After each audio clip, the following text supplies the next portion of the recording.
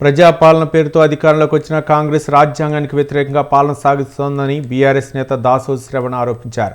BRS నాయకులపై అక్రమ కేసులు పెడుతున్నారని మండిపడ్డారు.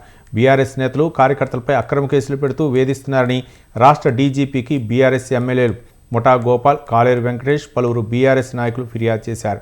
వంశీకృష్ణపై కేసు నమోదు చేసి హరీష్ రావు పేరు చెప్పాలని అతడిపై ఒత్తిడి చేశారన్నారు. కేటీఆర్, హరీష్ రావులపైన కేసులు పెట్టి ఇబ్బందులకు గురి చేద్దామని చూస్తున్నారని మండిపడ్డారు.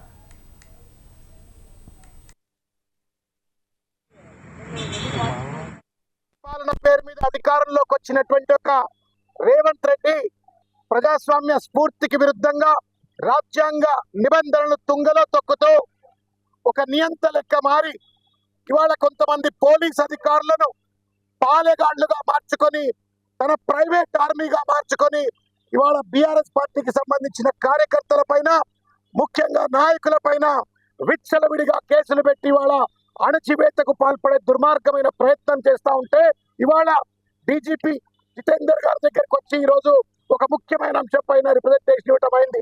మిత్రులారా, తెలంగాణ సమాజం అంతా కూడా తెలుసుకోవాల్సిన ముఖ్యమైన అంశం ఇవాళ 7 సంవత్సరాలు శాసనసభ్యుడిగా పనిచేసి వివిధ శాఖలకు మంత్రిగా పనిచేసి మనసున్న మనిషిగా ఆపదలో ఉన్న వాళ్లకు అందుబాటులో ఉండేటువంటి ఒక నాయకుడిగా పేరున్నటువంటి ఒక హరీష్ రావు గారి పైన టెలిఫోన్ ట్యాపింగ్ చేస్తున్నాడు అని చెప్పని ఒక ఊరు పేరు లేనటువంటి ఒక habitual offender, number of criminal cases ఉన్నటువంటి ఒక వ్యక్తి ఇచ్చిన కంప్లైంట్